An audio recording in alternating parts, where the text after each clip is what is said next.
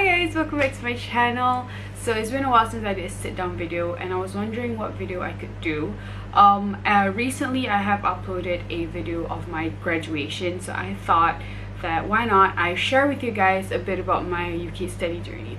I hope that after this video, if I manage to answer, like, even if I manage to get one person inspired to go and study in the UK, or like somewhat help someone from after they listen to this video, that's basically, it means a lot to me. So I asked on my Instagram if there's any questions that like people want to know about when it comes to studying in the UK. So I have them written on my phone so that I don't forget.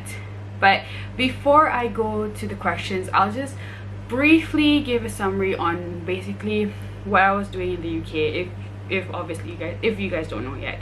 So I went to go do my degree in the UK. I did my bachelor's in media and communication at University Academy 92.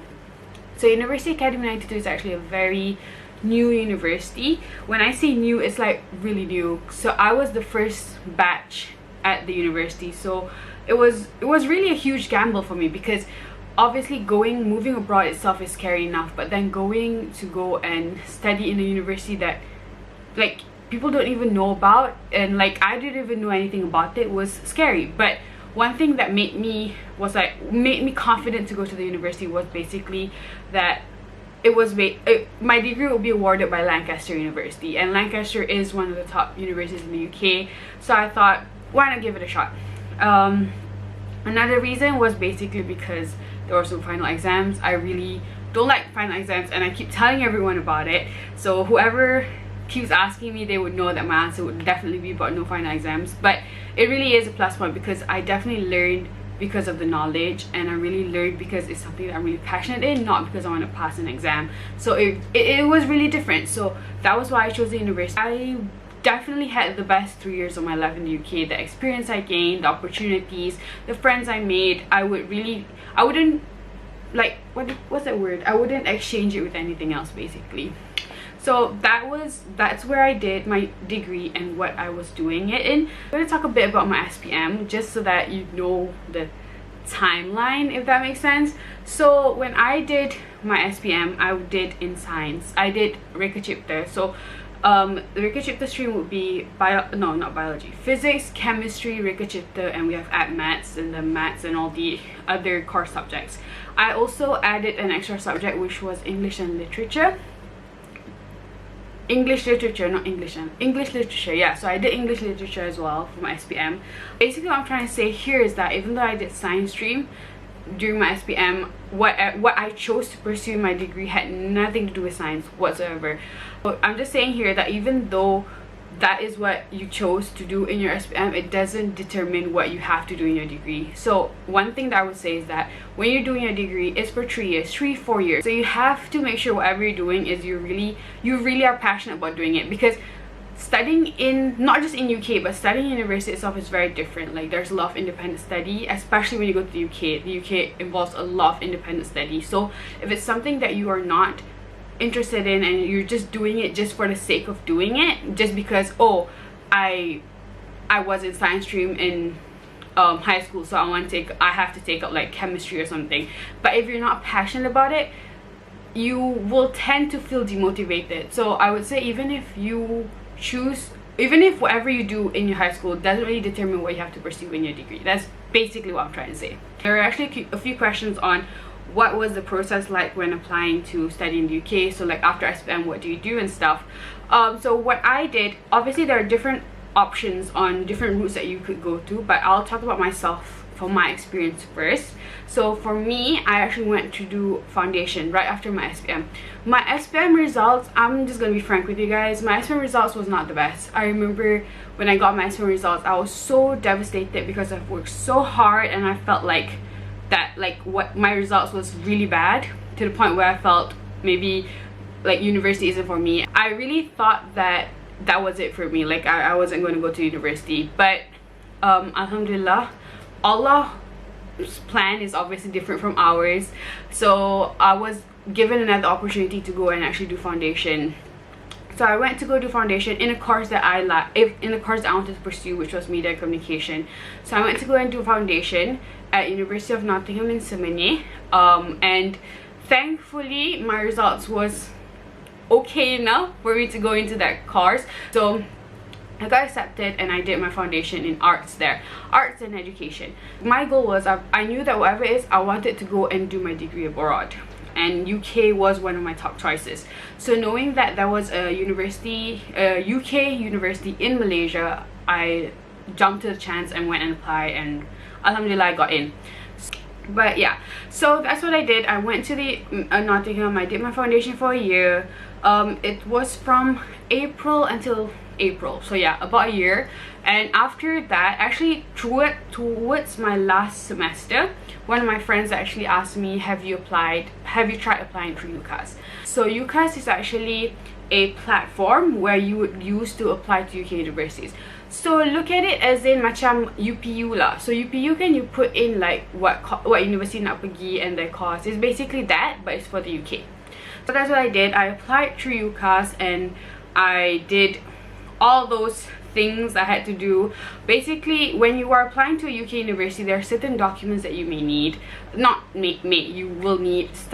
First thing you would need is a personal statement. So the personal statement is actually something that you write about yourself. So think of it as a way of you like selling yourself, like promoting yourself to the university, like showing the university who you are and why they should pick you. That's basically a personal statement. The next thing that you would need is a reference letter. So a reference letter will usually come from your teachers. So at that time, because I was doing my foundation, so I got my lecturers to write a reference letter for my university application. You would also need your results. So at that time, I didn't finish my foundation yet, so I only had my predicted results or my previous semester results. So I submitted my previous semester results, and once I got the offer, it was a conditional offer. So once I got my conditional offer, they said once I got my full results, I would have to submit it to them. So on UCAS, you can apply to 5 different universities, and the 5 universities I chose was Nottingham, Newcastle, Leicester, Lancaster, and Portsmouth. And alhamdulillah, I got accepted to all 5 universities. So that was a huge moment for me, because coming from my SPM, I've never seen myself as someone who is academic, like how do I say, like academically driven, I guess. Like I've never seen myself acing school, but once I got those 5 uni offers, I felt like, wow, that felt so amazing to me, because I knew all my hard work was paying off, and I knew that I shouldn't give up, and like there's always a light, you know, not light, there's always gold at the end of the rainbow, light in the tunnel. I don't know, you guys know what I'm talking about. But it really proved to me that I am where I'm supposed to be, and despite whatever people say and whatever I thought about myself, especially, like it was basically just something that, it was just self-insecurity, and that actually proved to me that I can actually do it, and I'm actually meant to be where I'm supposed to be. So after you get the conditional offer, you would then have to fulfill your conditions before getting your unconditional offer. If you have received your unconditional offer, you would then have to that is when you would get a CAS number. So that was when I got my CAS number. So you need this CAS number to apply for your visa, which I'll say a bit more, because there is a question about a visa. So once I got my visa, I basically booked my flight and I went to the UK. So that was basically my journey from SPM to my degree. So next is, okay, so someone asked, susah tak nak apply for visa? So apply for visa is not that difficult, because it's just time consuming. Sebab you kena tunggu a lot of different things from a lot of different people. So you have to tunggu, like, for once you have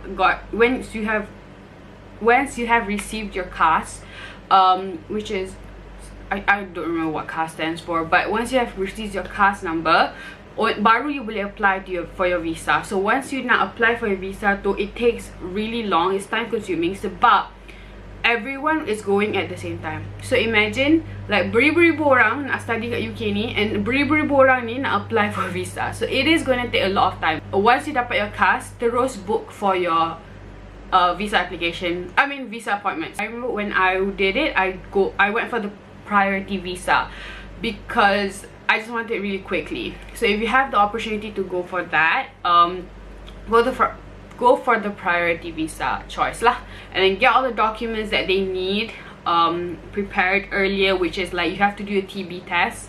A TB test is required for you to do your visa, so go and do a TB test and then fill in whatever forms they have, and then once you have received your visa, then only you book your flight ticket. So what I did was a huge mistake, which is I booked my flight ticket before receiving my visa.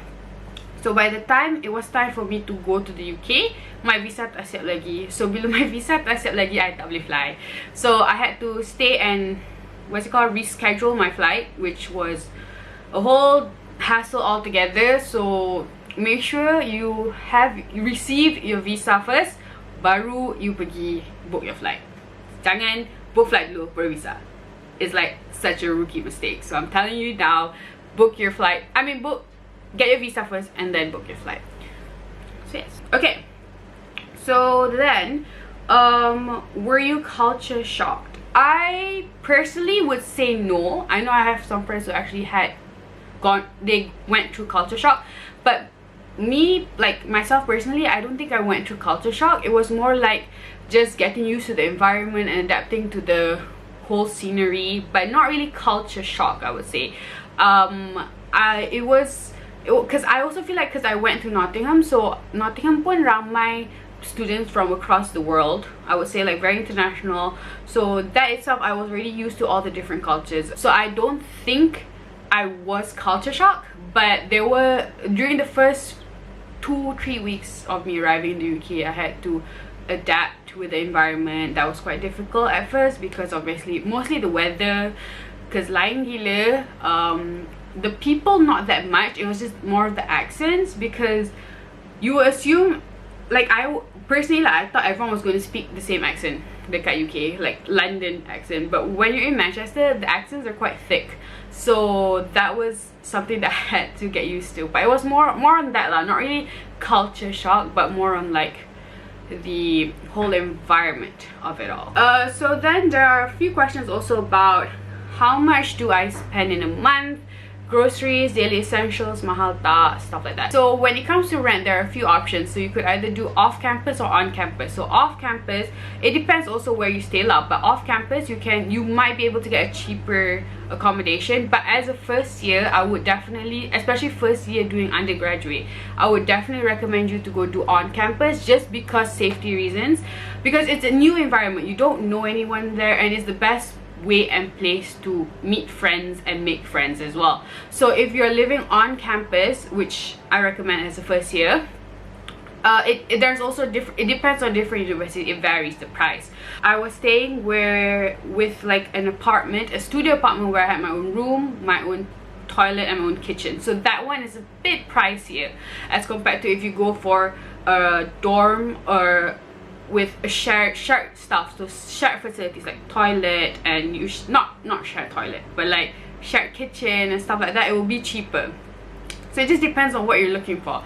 But in Manchester, I would say my rent was around, during my first year, I think it was around £650 if I'm not mistaken. And during my third year, I decided to move in with my friend, so it was around, we had to pay around 700 each, because we were sharing that apartment, and it was like it was a 2-bedroom apartment, and so yeah, it was around that price. And one thing when you go to on campus is that all your bills, utilities, everything is part of your rent, so it is quite cheap.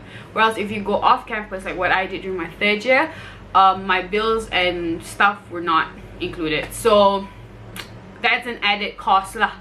When it comes to groceries and daily essentials, I personally would say it's not that expensive. Like living in Manchester, I'm saying this all living in Manchester because I was living in Manchester, the groceries and daily essentials are very affordable.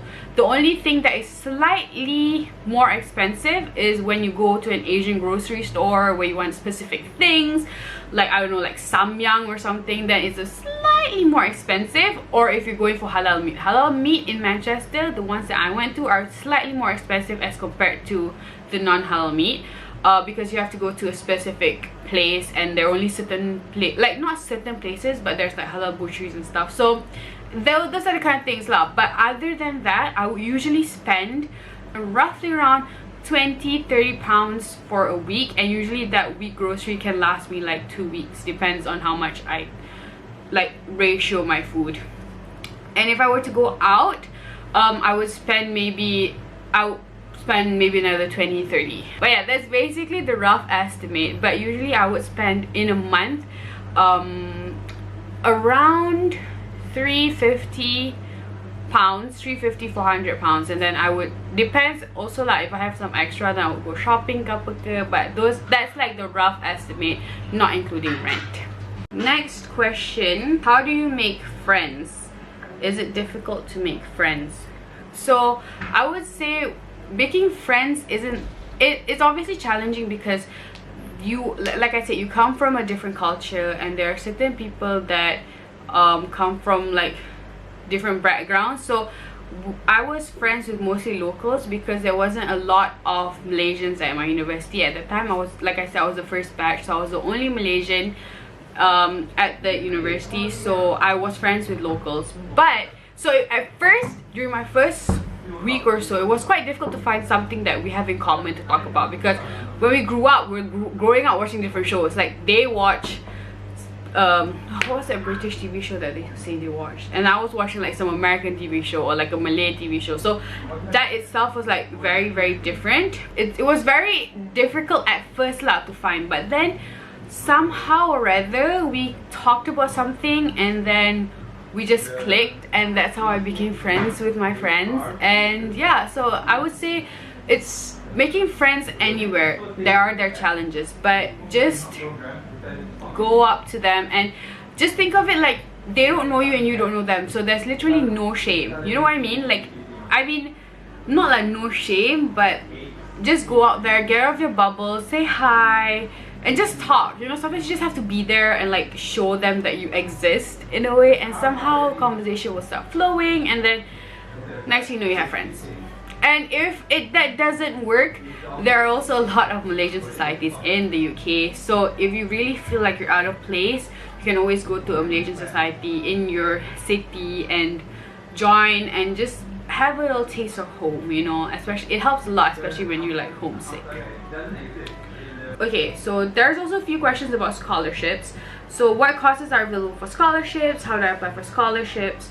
So there are lots of different courses that you can go for scholarships. And again, I'm not really an education counselor, but scholarships, there are lots of different options. So you could go and find out, like, obviously I know there's like Mara and like Bank Negara and stuff, I'm not really sure, but even UK University themselves, they have a lot of scholarships that they give out to international students, and a lot of scholarships they give out specifically to Malaysian students. So you would need to do a bit of research on that, because I'm not really sure, but there are a lot of different courses that you can take when you're applying for scholarships. There are actually quite a number of universities, UK universities, that actually offer scholarships for students. So it may not be full scholarship, so there are different levels of scholarship. So there's full scholarship, then you have like partial scholarship, which is like 50%, 20%, 10%, 30%, those kind of things. And then there's also bursaries. So bursaries it's usually like money that university gives to students, basically. And then there's also like fee waivers and stuff like that. I'm telling you now, go and research, because there's a lot of UK universities that actually do all those. Like universities, they offer scholarships, bursaries, not loans, fee waivers and stuff. So go and find out, because it really helped. It helps a lot. I don't know if you guys can hear, but my brothers are in the gym, so if you hear like noises, they're my brothers. Okay, next question. Okay, kat sana ada free rider tak? Unfortunately ada. yeah, I don't think you can escape free riders. Honestly, they're annoying, but it's part of life, and I have experience with free riders before, and they're not the best, but we move, you know. There's a question that says, tak ada lelaki handsome ke boleh bawa balik? I mean, if those people are your type, totally bawa lah dia balik ke Malaysia.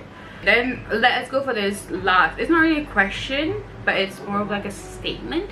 Person saying, I'm planning to go there for my masters, wish me luck. So good luck to you.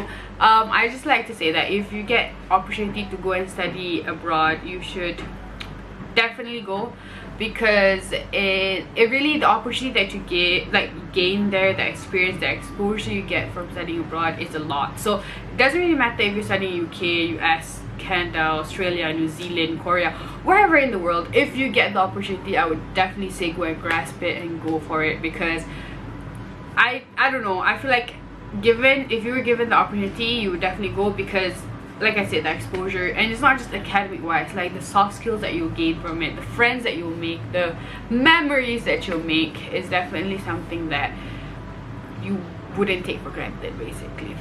So yes, that is my study UK journey Q&A video, video. But yeah, I hope this video managed to answer your questions.